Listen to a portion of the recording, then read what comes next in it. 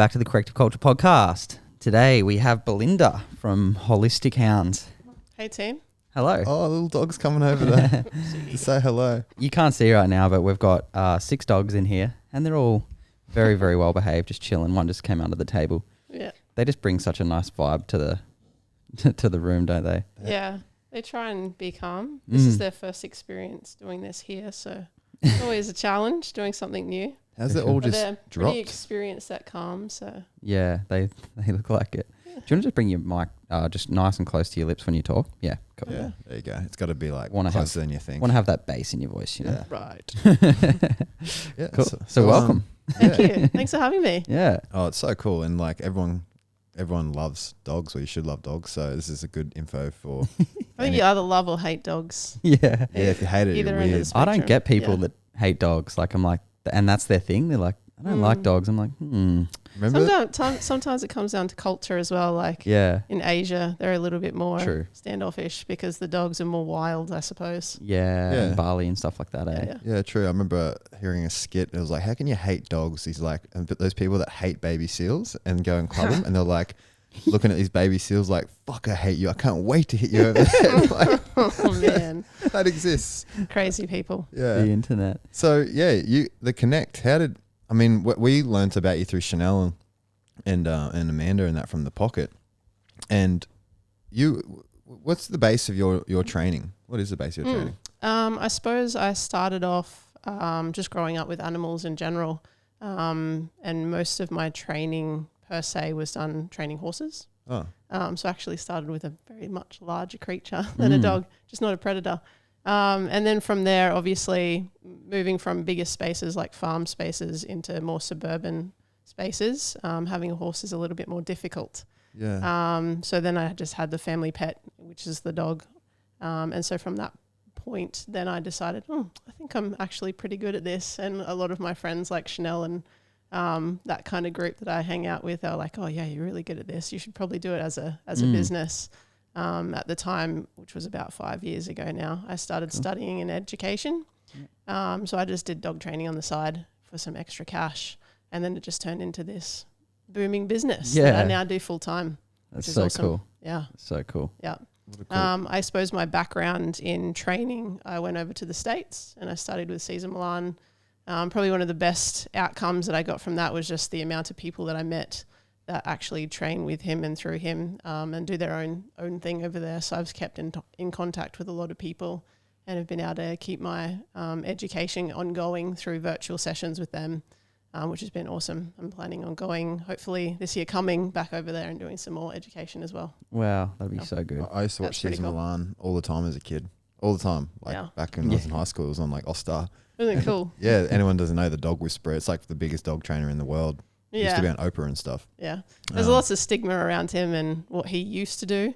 But I think the stigma has surrounded what he was in the past, and people have just kind of held on to that and not allowed themselves to see his growth as well, Yeah. which is the same for me too. I guess I started off seeing all of his things on YouTube and Nat Geo, he did programs and things as well. So I started off kind of his way, his theory, and then I've kind of made it my own along the way through various means of different trainers and seeing what I guess resonates within me and works well for the animal as well, obviously. And where did you get the slogan like "check yourself before you check your dog"? Yeah, you like that? I do. I do, because like in our form of work, it's always about taking accountability for yourself and your own bullshit. Definitely. So when I connected with you for my dogs, I was like, that's true. And it shows you the mirror, because they are a good mirror. Sure. I suppose that's where I differ from a lot of dog trainers. My theory is based on relationship first.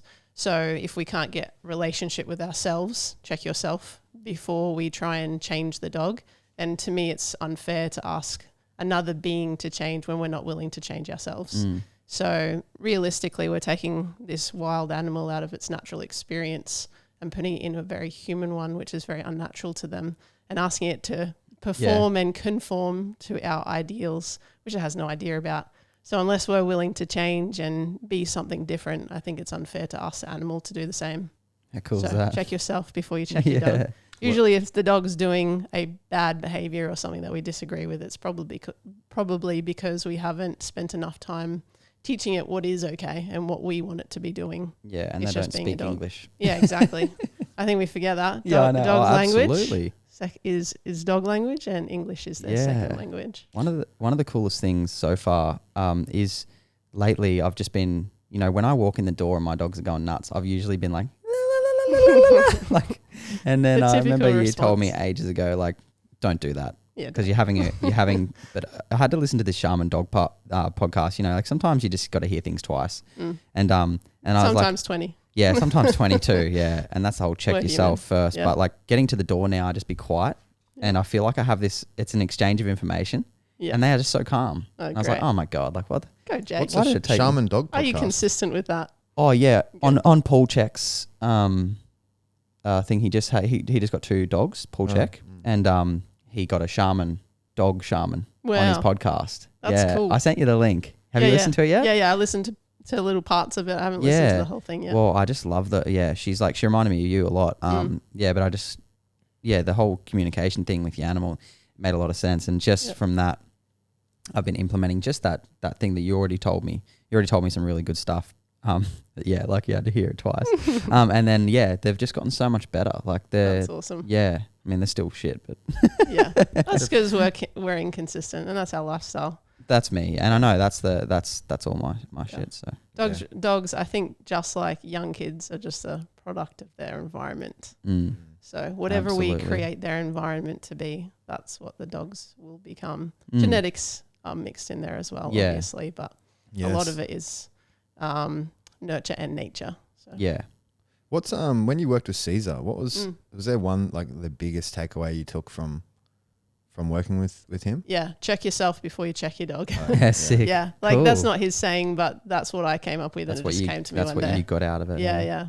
On a training perspective, to me that was what resonated with me the most, is teaching people to look within themselves and see the dog as a reflection of them, rather than trying to fix and to change the dog, trying to look within and reflect, not necessarily to fix yourself, but to, I guess, create growth and change within yourself where you think you need to or you'd like to have a better way of life. And in doing so, it definitely, without even trying to train the dog, definitely helps with that process as well.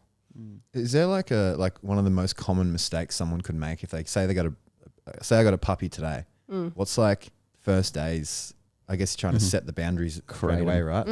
I think maybe extreme. So some people like have the idea, I want a really well trained dog, and so they spend so much time training that they don't actually enjoy the dog and kind of allow the dog to grow with them and see what the dog enjoys and what the dog doesn't. Or they're the opposite and they don't do any training and the dog lacks a lot of boundaries. So yeah, either end of the spectrum, I would say. We just kind of want to find a balance. And for a young puppy, I guess my number one tip would just to be expose it to as much as possible in a safe way and try and get some kind of focus or relevance through the use of food usually.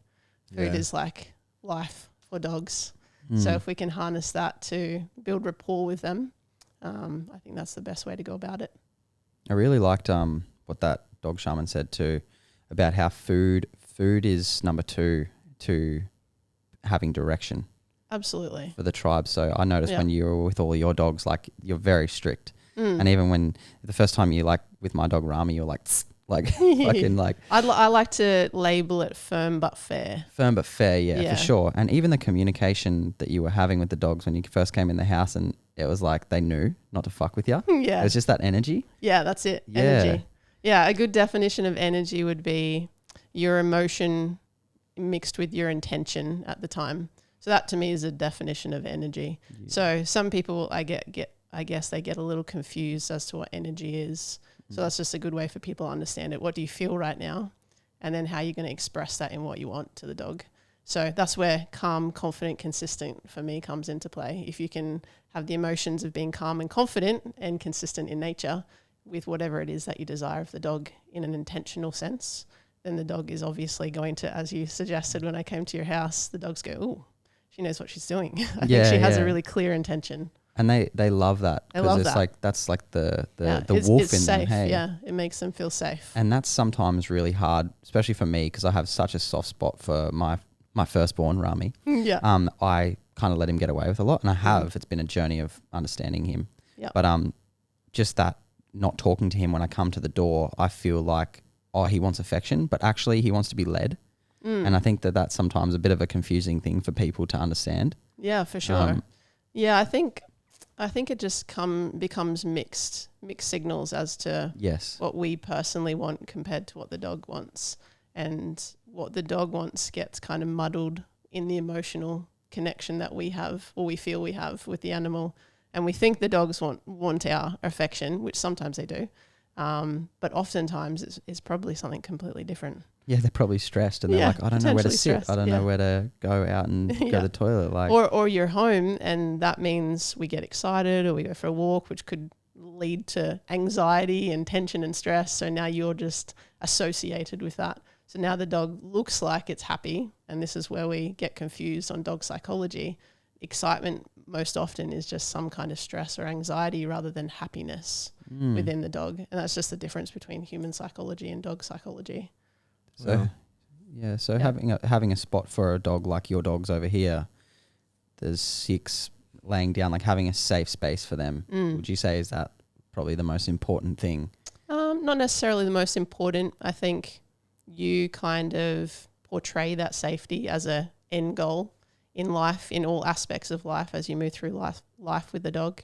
To me, I guess dogs require or desire protection and direction, which is what you were saying earlier.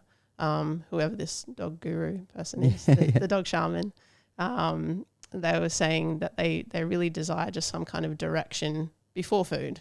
If they don't know what to do or how to get the food, then the food doesn't become available. So that's where a calm, confident and consistent leader comes into play, which is what I educate people on, is how to become that, and some strategies and ways that they can feel that within themselves to then be able to give direction to their dogs as best as possible.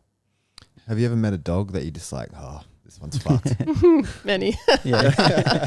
Yeah. Sometimes I think that about my own. Yeah. You guys, oh my God. Test You know, we're human. We have emotions. Yeah. Fortunately, dogs, I guess they don't go as deep into the emotion as what we do.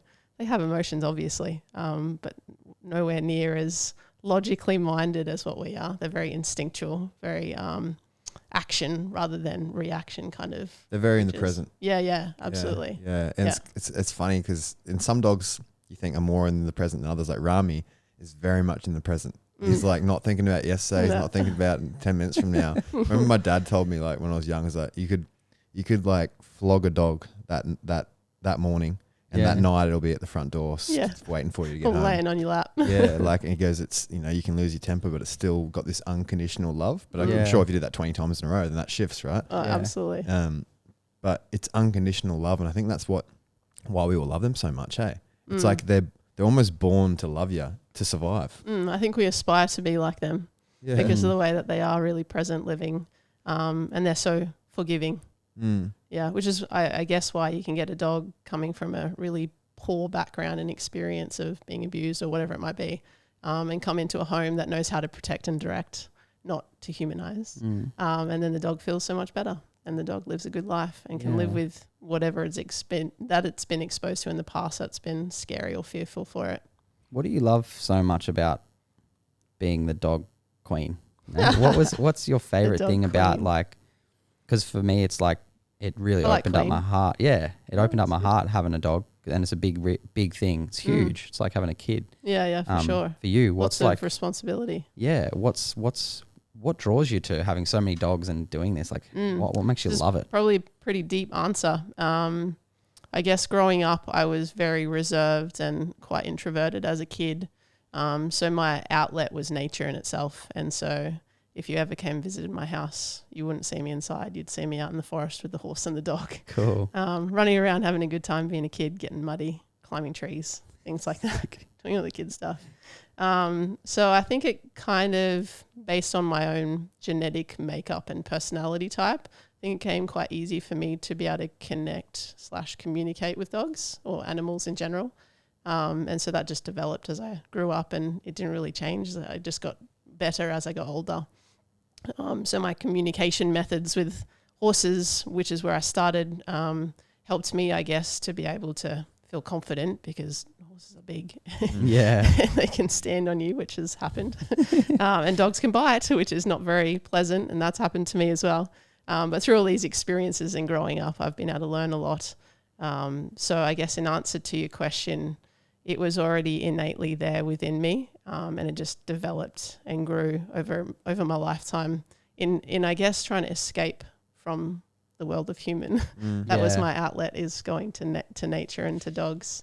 But in doing my education with as a dog trainer, it's definitely helped to shift and give confidence to myself in the human world, knowing that I have to be able to help make a shift in the humans before there's going to be a shift for the dog. How good's that? Yeah. So challenging. That's cool. where my energy is drained, is giving so much and I guess taking so much from my sessions with people, because they're quite emotionally invested, and it takes a lot of good listening and being able to find where the I guess where the gaps are in the relationship of dog and human, in being able to hear what the person has to say and why they do what they do and what it looks like. So the biggest like tip for someone getting a dog, is it just being consistent and clear? Consistent, yes, but what are you going to be consistent with, I suppose? Yeah. Like you can be consistently giving your dog a kick in the guts Yeah. and you're probably not going to get the outcome that you want. So it's a matter of aligning what your goals are with, I guess, how you approach your training and what feels good for you and what works for your specific dog. And that's where I guess across the world, there's so many different types of training modalities for dogs. And I think that's really beneficial because people resonate differently with different types of training, and different dogs resonate with different types of training modalities differently too. So for me personally, I like to have a big tool belt and be able to pull out whatever tool I need in the process to be able to fit to the situation that I have in front of me, which I think is learned through animals because they're so present.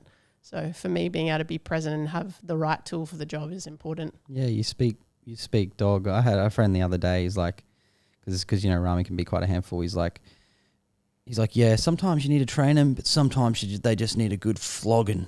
Who said this? Chalky. And I was talking about Rami, and I was like, oh, that's Rami would like cringe and die. And honestly, I'm not going to lie. I have flogged him. There's been times where I've just been like smacked him really hard because I'm like, he shit on the couch or something crazy. I'm like, God damn it. Like just, and then I just watch him cower and I'm like, that is the wrong thing to do. It's like, well, maybe not wrong. I think that's just a human perception. I think it's just not the most beneficial thing to do. Oh, I don't know. I felt fucking horrible. I've only done it once. I was just like, I kicked him hard and I was like, it's my little baby boy. I don't want to hurt him. Yeah. Like there's a way I could have done what you did. I could have closed the distance and made him understand that it was a bad thing to do. Yeah. But like hurting your dog is terrible. Yeah, but there's a lesson there, right? In why you reacted that way instead of sat back and reflected on why is Rami behaving this way. Why is he on the couch in the first place? and why is he running a free for all in the house? It's like, if you take the time, which is why we reacted in the first place, because we didn't take the time. We were just like, stupid dog. If we take the time, we go, okay, well, why did this happen? Is it my fault? Is it something I didn't do? Is it something that I did or conditioned? Or is it just the dog being a dog? Or is it the dog actually trying to manipulate with me? And that is never the answer, which is a lot of times what we as humans think. The dog's just being a douche. Yeah. The dog's just trying to get back at me. Dogs don't have the ability to do that. No. Their emotional capacity isn't like that. Yeah. If you know when like last night, like Rami, like when it's time to go in the crate, he'll sniff the ground and like almost pretend like he's doing shit over here when he knows he's meant to go in there. Favorite thing. I was like, that's almost like this little fucker's planned that. Yeah. And then he knows, and then he's like, all right, and then he like runs in. Like it's so funny because they have personality. Yeah. And because they got the mammalian, is that right? Yeah, the mammalian like brain in them, so they have the potential to feel. It's like, I wonder, do they feel love? Do they feel emotion? Like they're meant to, right? With that sort of brain. Yeah, for sure. Yeah. I think it definitely comes down to what our definitions are of words too, though, because everyone has such different perception of words in life. So for instance, like even with the word correction, what does that bring up in you? Like to me, I don't use the word correction because people have such a negative connotation to it. So obviously if I'm going to prevent something with an interruption is the word that I use, an interruption that means something to the dog that feels uncomfortable, then we get the outcome that we're looking for. But at the end of the day, lots of people don't want to apply correction or interruption because it makes them feel uncomfortable, even though it might be necessary or beneficial for the dog. I'm not saying kick the dog in the guts. It's probably not the most ideal situation. But there's definitely a time and a place for different types of, I guess, ways to apply conversation, whether it be positively or negatively, which is why we have the term balanced trainers in the world, which is we apply positive and we also apply negative in various ways. There's so many technicalities when it comes to definitions and words that we use in the dog training world. I kind of try and sweep that to the side because it just really overwhelms people. At the end of the day, we see what's in front of us and we go, okay, how can we help the dog feel better? So when it comes to what you're saying before about Rami going and smelling things before he goes in his crate, it's not because he's going, oh, I'm going to get away from this. Yeah. It's because he's like, oh, this is making me feel uncomfortable. And so I'm going to go displace what I'm feeling to something else. Yeah. He's not going, oh, fuck you, I'm going to go find something else. He's going to go displace what he feels. And so that tells us, if we're observant and educated enough, to go, oh, he doesn't feel very good about going in the crate yet. How can I make him feel better about it? Yeah, so true. Let's chuck a piece of food in there, or let's give him a pat when he's in there, or do both, or whatever's necessary in the moment.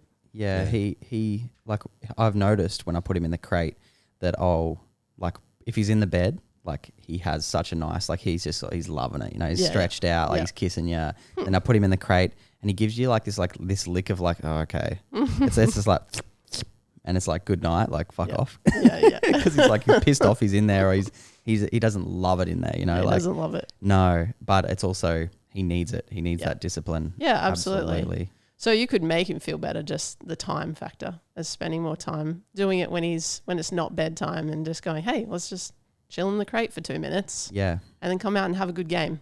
Have a play. And he goes, oh, okay. So if I chill in the crate, it equals really good things. Yeah. Rather than, oh, I've got to go in here for the next 10 hours.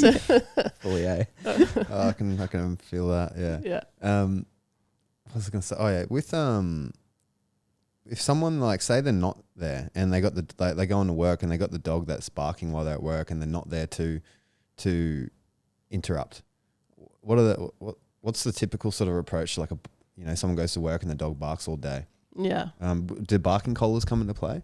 Well, sometimes yes, but at the end of the day, really it just means that the human's not there. There's a gap in where the conversation with the human and the dog throughout every other part of their life isn't adequate enough, or there's imbalance there in some fashion. So that's where I would be, okay, let's have a really good chat with the person that owns this dog and figure out where these gaps are. So to me, I like to kind of just explain it like there's this big end goal which looks like a big puzzle picture, and if you take pieces out, then your puzzle picture, your end goal, is going to be missing some things and it's not going to look exactly how you want it.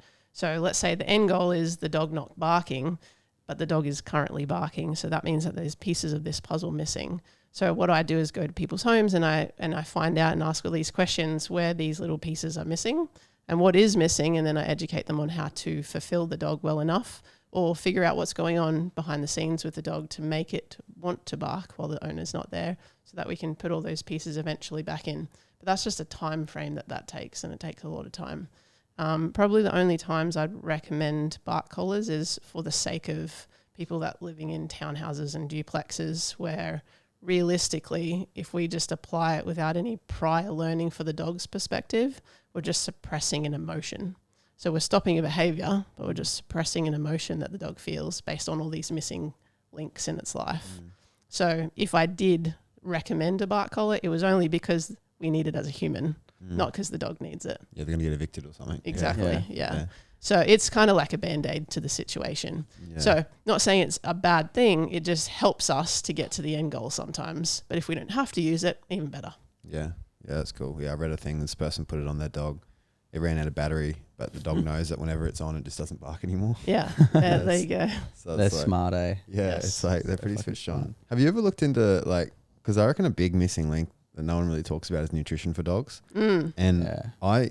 I feel like it's probably gets overcomplicated a lot too, and you know they're saying let's give it this random bean and A vegan meal. vegan meal, and when I'm God. thinking, fuck, the thing's a wolf, and we know that when Rami eats meat, he's all good, and you chuck him some really healthy dried thing, and his Shit's shits just go goes, like, Yeah. like it's just like they're still wolves, Mm. you know.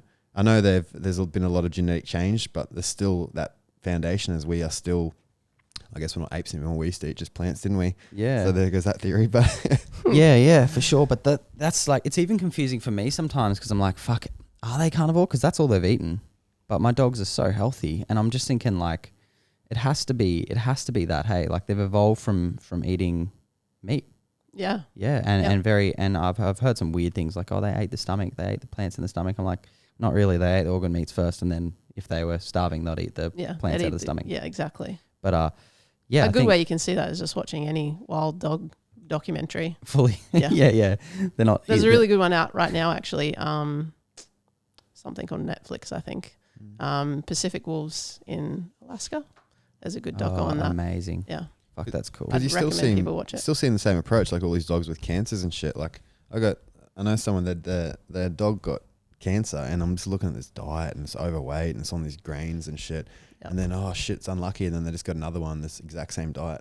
Yeah. And the dogs stunk too. Mm. Luckily, they don't listen to this potty, so it's all good. So yeah, the dog. Well, hey, we're here to educate, not Yeah. to Well, the you know, put breath people of down. the dog says a lot, right? Well, the dogs, like the fur, you know what I mean? Why does Rami not stink? And why does this dog's fur stink? And they're both sort of inside dogs. And you know, you see dogs like that where you touch them and your hand just reeks. Yeah. See other dogs where they're not having extra showers and that, but they don't stink. Yeah. It's like sweat, like to a male Yeah. and to a female. you Yeah. know? Yeah. Yeah, exactly. Hey, because they'll be putting out all kinds of smells and things like that. And if they can't sweat, so their breath is a big thing. I think in how they pant is how they that's detox, correct. right? Yeah. So they must. Yeah, you'd be able to smell their breath and know that their gut's unhealthy. Absolutely. Yeah. Some breeds are also prone to being a healthier, more unhealthy gut. Yeah. What is the word? Microbiome, yeah. That's the Yeah. one. Yeah. Staffy breeds, Little Ziggy and Kai. Yeah. They like just their genetic makeup. They're more prone to like yeasty infections and poor microbiome in their guts. Yeah, for sure. Because they've been so bred to be home Yeah. dogs. really, like, really poor breeding just Yeah. across the board. But they wouldn't be Yeah. able to A lot get a of yeast dogs. infection without eating plants. You know, you're not going to get it off meat because all yeast eats yeah. carbs. Carbs, yeah. Yeah, so it's like back to that. They're prone to it. Yeah, that would be their genetic weakness if they did compare Yeah, to the yeah, other. okay. But I'd wonder to see, like my dad's dogs were basically a Staffy cross, maybe Jack Russell or something in it, you know, but it was a Staffy, right? And they only ate just rump steak their entire life. He'd eat the same steak. He'd get a big one, and he was poor as he was on the dole my whole life. So he'd cut him off a strip of steak, and they both lived to like 18 or something. Yeah, well. You know, so and never had any of these weird Yeah. issues. They just died of super old age. Mm. So no secrets, and they just walked every night. Yeah. and What's the perfect diet, do you think, for a dog? Go. Oh. What do you think? I'm thinking just animal whole carcass, bone, getting the bone, getting the marrow, getting the organs, Yeah. getting a bit of flesh and fat. That's it. And then like what, on a rotation diet, do you think? Like having them like eat lamb, having them eat, chicken, I guess so. all sorts of stuff. Like, What do they get? Like, I guess what are they eating in the wild mainly? They're going to mainly be eating red meats, aren't they? I don't know. What's your thoughts? Well, I guess going back to that doc I was just suggesting with the Pacific wolves, there was one particular part of the episode where a whale carcass had washed up on shore, and that kept, I think, don't quote me on this, but I think it was like 8 weeks that kept the whole pack, which was maybe like 20 dogs or something, that's so cool. like surviving.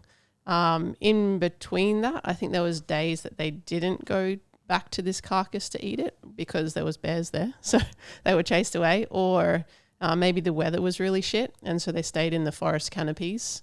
So they either wouldn't have eaten in those times, or they would have eaten more greens or berries. Okay. So they do eat those things, Yeah. which Cool. aren't our side of meat, definitely. But I think it's more so like the whale is supreme. Yeah. Yeah. Like that's got the most nutrients, dense nutrients to keep them, calories to keep them going. Yeah. Have you seen the Yellowstone National Park wolf little mini doco thing?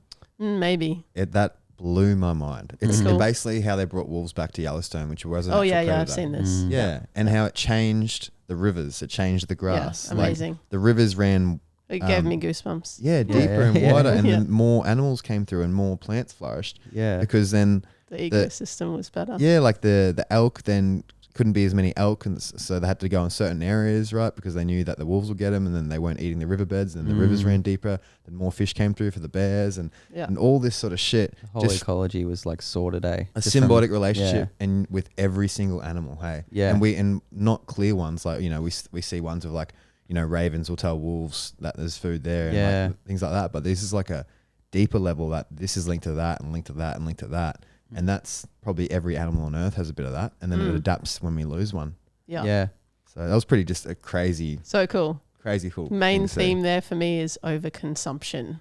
Us. Yeah. We fuck come in the yeah. mix and we just overconsume everything. And turn But dogs animals vegan. know when to turn off. Animals naturally know when to stop eating, when to take this, when to take that, when not to take this, when not to take that. Yeah. Yeah, how it's amazing, isn't it? My Hello. dogs are moving around. Hello. It's Do you- Joey. I wonder, like, can you Hello. call one of those dogs onto the couch Probably. without them all saying, They've all Hello. come over to try Hey, it guys. Oh, out. hello, John.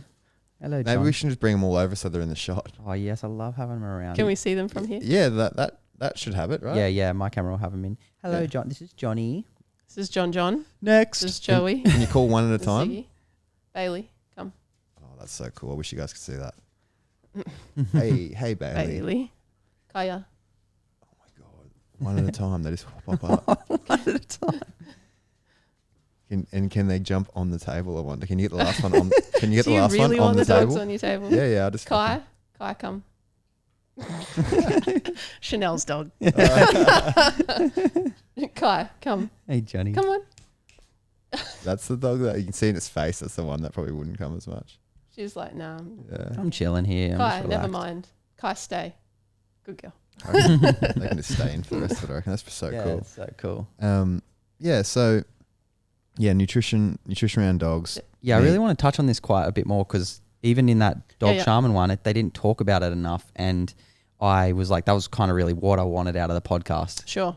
Yeah. So Yeah. the variety of diet for a dog, what do you think that looks like? Like, because I even noticed I got it from the IGA and it's like, it was, I was a little bit worried that it wasn't fully organic and stuff, but it was like preservative free. It was as clean as it could be. And I was going Sure. to panic for the dogs. So I bought them. It was like $25 for like 2 kilos. And it had Pretty good. mixed into it like cauliflower and broccoli and vegetables. Sure. And they fucking loved it. Usually they only eat meat, but I think Just maybe raw? they'll, yeah, Raw? just Yep. raw. I've only ever given them like they eat pretty much raw beef 4 nights a week. Yep. And that's mixed with with the eggshell broken all over it. And they love the eggshell. They Yep. love the crunch. And that's usually what they eat. Or I'll go to the local organic butcher and I get like pet mince because that's really cheap. It's like Sure. $3 and it's all good and there's bone minced in there and fat and cartilage and things like that. I know they really love that. Yeah. Look, I'm not a professional on what dogs should specifically eat, but I Yeah. definitely have opinions. Yeah. I guess if I had the luxury of time and money, I would probably go to a very natural butcher and get things like full actual animals with fur and things like that on it. It's so beneficial for the dogs. So deer, like just your wild game sort of animals, deer, any kind of fowl, so geese and ducks and stuff like that. Yeah. From my understanding, pig is not that good for dogs. Yeah. Particular parts of the pig is It's not- better. yeah, it's not good for humans either. Yeah. Yeah. Well, yeah, interesting. Beef, obviously. So if you can get buffalo, cool, get buffalo. Yeah, yeah. Yak, I don't know. Yeah. Depends what part of the country, what country you live Yeah. in. So as raw and as natural as possible. So there's a couple of pages, like really, really raw diet pages that I follow on Instagram. And one of them, a meal for a dog could look like 3 pheasant eggs. And this is just a medium-sized dog, let's say, with medium output. Yep. 3 pheasant eggs, maybe 3 chicken feet, like a soupy kind of bone, so a bone that they can actually break up and chew rather than one that they are just getting marrow from. Yep. So something with a little bit of meat on it as well. Yep. Maybe a broken egg over the top of it. Yep. Some kind of kefir, or really raw milk or something like that. Yeah, I give my dogs raw milk. They love it. And then some kind of green or smoothie mix with, like, let's say it's kale or spinach and berry. Yeah. Yeah, That so sounds perfect, hey? Don't you reckon? So a combo of that would be ideal, in my opinion. What I feed my dogs now is just ease for me, cost as well, because I have 6 dogs that I'm currently feeding, which is a company called the Complete Pet Company, which operates in Brisbane. It's not organic, but it is grass-fed beef, and they have a mix of seasonal fruits and vegetables in it. Probiotics, some Manuka honey in there as well. Awesome. And we rotate through. I think it's beef, kangaroo, and chicken. You give that to people and they'd be healthier than what they're eating. Yeah. Fucking oath. Yeah, That's what I exactly. think with my dogs. And I think that's fucking so huge. Like, check yourself before you check your dog.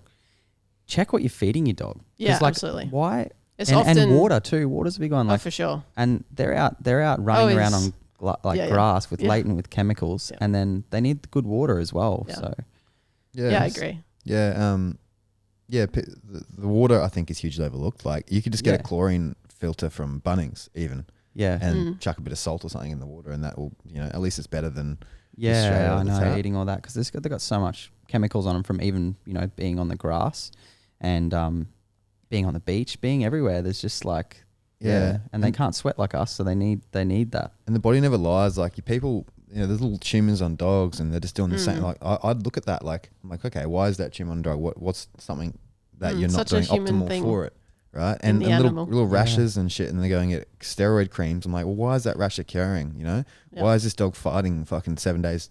All the time. Like, I know. It's just like all these little things. Like, it makes you wonder. And a lot of the time, it's just because the person doesn't really want to spend the extra Ziggy's $5. coming for a cuddle. Oh, hey, sweetie. Hello. Hey, sweetie. Ziggy. What about this? John's Come on, coming bud. for a cuddle. Come on, mate. Oh, This is wow. gold. This is the best podcast we've done. You want to come up for a cuddle? So there's probably something to bring up here. A lot of people would say, "Oh, this dog got jealous." Really? Dogs don't feel jealous. Yeah. The concept is more that there's a resource that they desire. Yep. And so John goes, "Oh, Ziggy got something that I like. I think I'll just go and get that too." That's cool. Yeah. Yeah, And just I Rather like than, this. "Oh, I'm so jealous Isn't of it you." amazing that they want love and they I want know. affection? I love this feeling. It's like, like, just why? Some dogs more than others. yeah, Yeah. for sure. I think we need to remember that. yeah. As animal lovers, is some dogs just want space. Like this dog here, if you did this to her, she would run away. Okay. Yeah, she doesn't want the connection that you want from her. Yeah. And that's just genetic as well as conditioning through life as well. She was my first dog, so of all of the bad dog training that there is out there, I probably did that the most with her. But she's okay. yeah. She lives a good life now. So what's your goals? What's your future dreams with this whole industry and work? Yeah, and good question. A bigger space. That's probably my next step. Is a bigger space just to be able to host various things that I have to kind of outsource at the moment, where I can kind of have a little bit of a load off and relax, knowing that nobody's going to come in with their off-leash dog and Fuck yeah. yeah, people saying put your dog on a lead and all that kind of stuff. I can't wait to see what It's you very annoying. create. Like, because I know we've been friends a long So time. We've been friends a long time now. We've always discussed this, and Yeah. I know you would have seen us grow from the very start. Yeah, for sure. And You guys have come a I've long seen way. you. I've seen you grow as well. Thank And you. I really look forward to seeing like your own like Cesar Milan kind of institute here in Australia, because fuck, everyone needs it. And the amount of dogs and stuff that are in shelters and stuff, like people need to know how to care for their dogs. And Yeah, absolutely. yeah, Yeah. you should go online. You should do like some online Yeah. Yeah, Jake's always pushing me for that. I mean, fuck, that's the goal for Yeah. everyone, right? Like, Yeah. you know, at least Yeah, you can, that's my next step, definitely. Yeah. I've been procrastinating Great a job. lot just because I've had a lot of other things going on. But Yeah. I think the procrastination for that comes for me personally that there's so many specific scenarios in my brain. It's really challenging to generalize it so much for the general population. Like I guess that's where my skill set is in seeing the real specific different things to be able to create emotional and behavioral changes in dogs based on the environment and the conditioning within the relationship with their human. But a lot of other dog trainers are just like, oh, that behavior means we do this.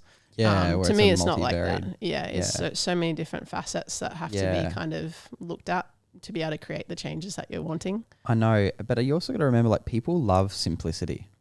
Yeah, and you keep reminding me this. Yeah, and I agree with that, like for sure. if you were to do a video with 10 different things on how they could react, I think people that would turn people, maybe that's too advanced. Like maybe some people would love that. Yeah. But people, Well, anybody that's going to watch this, if you have suggestions, yes, let us know. Yeah, for sure. I'd be happy to create some content that I know people actually want Yeah, and desire. That's not already a million times out there. yeah. But I guess my way is no other person's way. No, exactly. Like I do obviously many things that other trainers will do, but it's unique to me, For which sure. is where I kind of value myself in the dog training industry. It's hard because there's so many trainers out there. Yeah. And everybody has such different opinions and very, very, very deep opinions about how you Yeah. should treat a dog. So yeah, I guess my point of reference is no one is Belinda. That's it. And that's the same with us. Like someone could open a corrective culture next door. We said it the other day and we're like, we wouldn't care. wouldn't give a fuck. It's like, I think it's important to know your worth Yeah, and for know sure. that you bring so much. People are going to resonate with you because they feel your energy, not because of what you. Yeah. Yeah. So It's powerful. they're buying you. It's like same with the work and stuff. Like someone can go see another check practitioner, but I know they're not seeing me. You know, Yeah. and I know we learned a similar approach, but it's completely Oh, yeah. different. It's like what I'm going to give that person is completely different to what Jake will probably give him, and Absolutely. and the next person, the next person, the next person. It's like you can. It's an art. You know, it is an art in your head, and it's just like. And the cool thing is, both things can probably get to the same end result. Yeah. So it's like Yeah. it's fun, and we went through the same thing. How you were saying it's so generalized. Like when we made the posture programs, I was like, "Fuck, but what about this and what about this?" But in the end, it's helped so many people. You know, so it like there was someone that posted the other day saying after years of physio and that like their pain's dramatically reduced just from doing some of the tissue work. Yeah. And we never met the person. You know, Yeah, so it's so like cool. that's a really cool free ad for us from them. Absolutely. And like. I was thinking, oh, maybe if that pelvis is twisted this way, then this isn't going to work. But fuck, it does. And it's finding the simplicity amongst the complexity. Same thing with that. Like anything you give them online, it's gonna, even if it's not directly specific for that dog, it's still going to help the person, and it's still going to be better than them not knowing it, probably. Yeah, definitely. And Yeah. Yeah. at least Makes And the sense. intention is so important. When I work You're with just loving clients, this. yeah, when I work with clients, I when I feel lost sometimes, I'll just say, soul, can you connect me with their soul and guide me? And I've had images of just like the other day I was working on someone and I asked that, and I just had an image of working on their hand and I just went to their hand. Whether it wow. worked or not, I don't know, but it just allows you to get out of your own way and trust in the divine process. 100%. I think my dogs are my check for that, or the client dog, because oftentimes without the client really meaning to lie, they're avoiding the emotional connection of and depth of pain that they actually feel from the circumstance that they're in.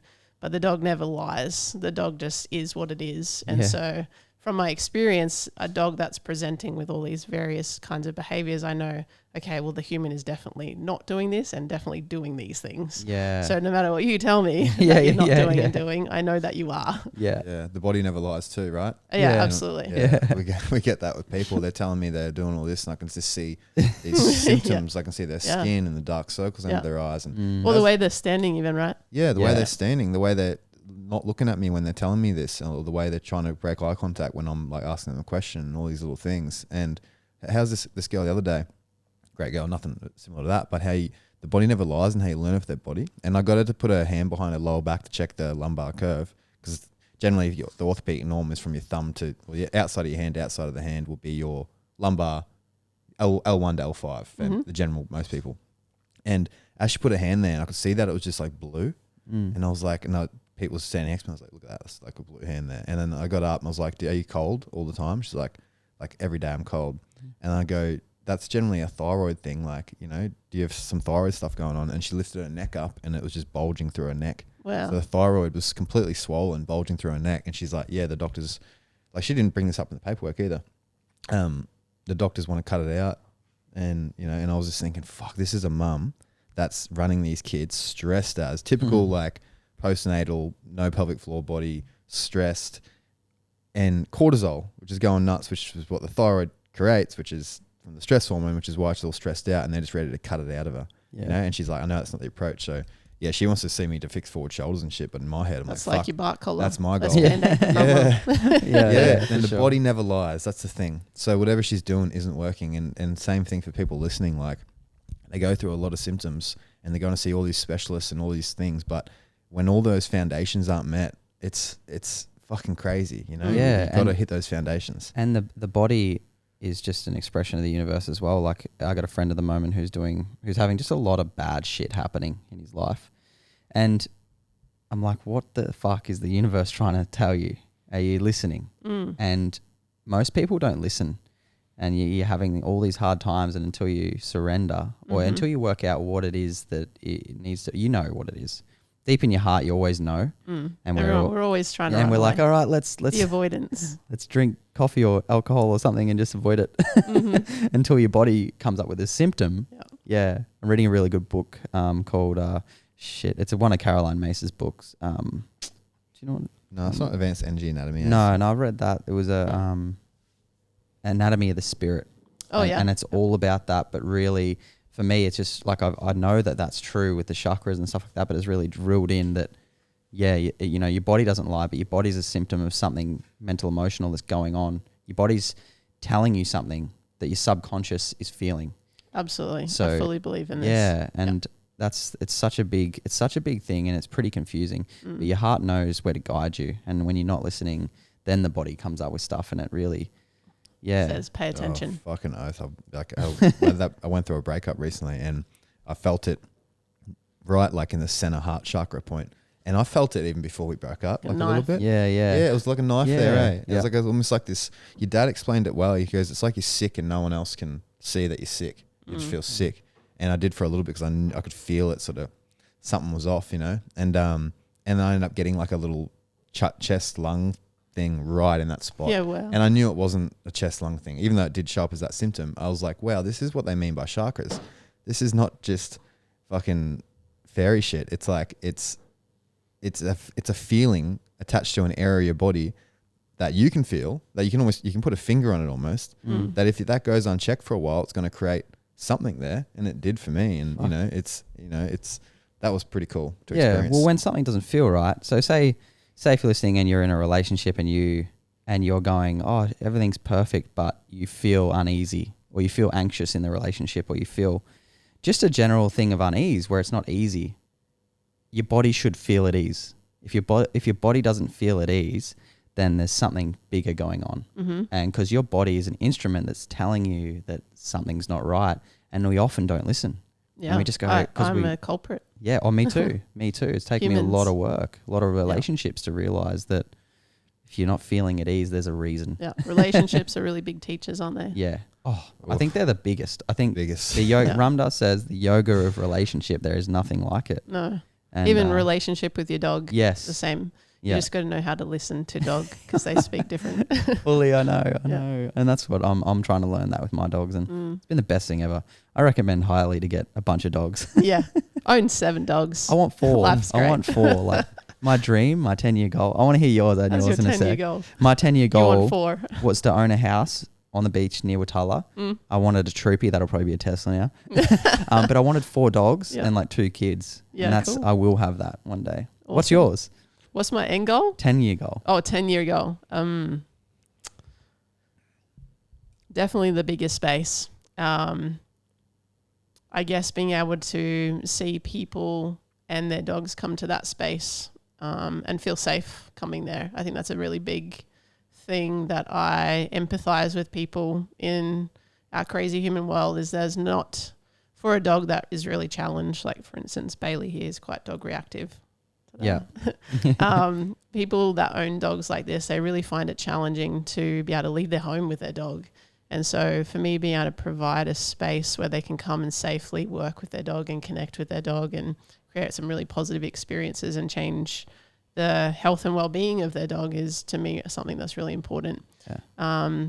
Plus also, I want to expand out to, I really have a passion of working with kids. So Cool. I want to be able to have, I want to call it like a mini mentorship for kids to come along and learn from my dogs specifically.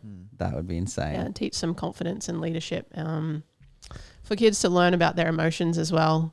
So these dogs are going to provide the children, as they do with adults, lots of opportunity to feel frustrated or overwhelmed or challenged in some fashion.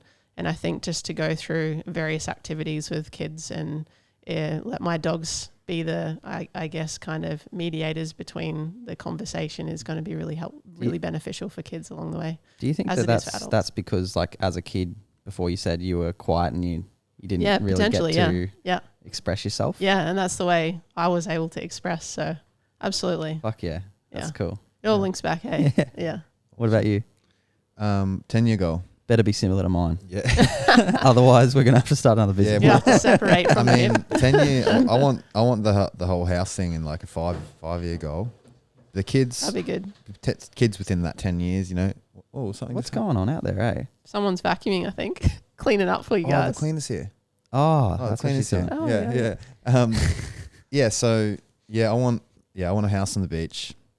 Or at least very close to the beach. I was thinking on the beach. I'm like, well, the salt fuck all my tech. Yeah, I'm okay to be a couple streets back. Like I almost had to be like the street of the beach. Fuck all my tech. Northern facing. I want a Tesla. These are all superficial things, I know, but fuck, I want it. Just like, I guess a partner that's on the level that like I can feel safe. Like, we're traveling the world. Like we'll be traveling the world, you know, and we'll be traveling the world doing talks and seminars and this stuff. And we're already now doing Australia. Now we're talking about Texas and things like that. And I just know the world needs it. And I feel like it's so unique. And how you said, like, the goal really was to almost make health a bit cooler. Because it's always been so fucking dorky, really. Like, there's always someone talking about this and breathing and water and shit. But it's like, it's in a way that's like they're always selling it or something. I don't know. Yeah, they're always selling it. And it's like, like the younger crew, when I grew up, I used to look at people who are healthy and teaching health, and I was like, boring. But like, I think there's an opportunity to make it cool. Like we have skaters, like, you know, for a skater to do the cleanse, I don't know how, like, people who skate would understand how fucking out there that is. Yeah. To not drink for 4 weeks and do our cleanse. And we've got like a couple of pro skaters and stuff doing it and loving it. And that just makes me so happy because I'm like, fuck it. It shows we're doing something right and it's not boring. For children, because I saw high school kids the other day and they're starting, some of them are getting coffees and shit in the morning. Like, well, I didn't do that. Crazy. But they're going to like 7-Eleven getting a smooth and like a, what do you call it, a slushy. And I used to do all that shit too. Maybe not in the breakfast, I probably didn't, but you know what I mean? And I just look up, man, these kids, like, so Tennille put a thing up of this little girl's lunchbox the other day. She's a temp teacher. And the lunchbox was like shapes, salt and vinegar chips, roll-ups, popper. It was pure sugar. I saw that post. And I'm not talking any carb, like, I mean, any plants or nothing. It was pure sugar. And I just see now, like, this poor girl is probably going to stay on this diet. She's going to be 13, have insane acne, probably get put in a orangutan, probably get depressed, probably get bullied for her skin, probably have all this shit from the food. You know? And you see how it just really develops into something bigger and bigger and how she's going to get stuck in the system. So that's why I want us to really show people how clear it can be and change the world. Yeah, it's sad. Yeah, it's sad because the parents. It's a big dream. Yeah, I know. It's a massive dream. But in saying a dream that really helps people in a bigger picture, even like yours with the kids, it's funny how the universe will just go, here you go. Yeah. When it's meant to be. I don't know why. Like, I think like you're raising the consciousness, or it really, I don't know, nothing's ever felt easier for me than helping people because it just doesn't take a lot of energy or something. I don't know, maybe the universe is giving you the energy. It gives you energy. Yeah, it gives you energy. Working. We are working, but it gives you energy and it fuels the fire and it gives you this, like, because if you go work for someone else doing a job you hate, you don't get energy from it. Yeah. You know, and we're actually getting energy. So that's why it's been okay. We've done so much, but it's been okay. Like it doesn't feel like we've worked that hard. It Yeah. feels almost imposterish syndrome. Like, Yeah. I don't know how we got all this shit. I don't feel like we've been making heaps of money or anything, but the money that we do get just goes straight back into it. And then now we're starting to see the fruits of the I think labor. so. And I think that'd be the same with Holistic Hounds. Hey, Yeah. like, Yeah, I definitely didn't have much money, especially initially. yeah, And now I'm just saving it away for that bigger picture. the bigger picture. Yeah. Which has been presenting a lot of challenges, I guess emotionally for me as well, learning patience and the timing of the universe and all of that kind of stuff, just because I want what I want and I want it now. Where is it? Yeah, for sure. Why isn't it here yet? Yeah, What am I totally. doing wrong? Yeah. Letting my logic and my ego mind Gotta manifest it, control hey. it. Yeah. Got it well, it every comes day. at you, as you said ages ago, it comes at you, the speed you come at it. Yeah. I love the concept. Who's the person? I can't think of it right now. I love the concept of do less to get more. And I think That's amazing. that resonates with me on a universal perspective, that the universe will provide for you. And it doesn't, I'm not saying be lazy, like do what you love doing. But don't be in such a hurry to try and get what you think you need or get what you think you don't have. And I think in doing that, you're just creating more rifts and more blocks. Abraham Hicks says I agree. That's the name. Yeah. Thank just you. just be in the vortex. So the Yes. vortex is really another word for being in your highest vibrational Gratitude. self. Gratitude Just gratitude. in the present moment. Yeah. And again, now it's sort of blending in with Eckhart Tolle. Like I was high, so it's helped. I was washing the dishes last night, the night before, and then I was just thinking, how well can I wash this dish? And it was like enjoyable. I was present. doing, and it was Yeah. being present and feeling the water run over your hands, and then like just doing a good job at that, and then putting it there. Because I remember when I was younger, even when I was scaffing, I had friends that would say, "Fuck this job, who cares? Like I'll just, I'm not doing this long, I'm gonna move to the next." But in my head, I witnessed them saying that, and I put myself in a position of someone even 10 years from now being an employer, or say we get correct culture and got to hire people. I remember them saying that, and I wouldn't hire them. You know what I mean? Because they didn't do their best job at that time, so they wouldn't do it later on. You know what I mean? Even though they think they're going to like the other thing and really try. So everything you do, you just got to put all you can into it, and then the world and other people around you see that. An opportunity gets thrown at you, and this is why we are.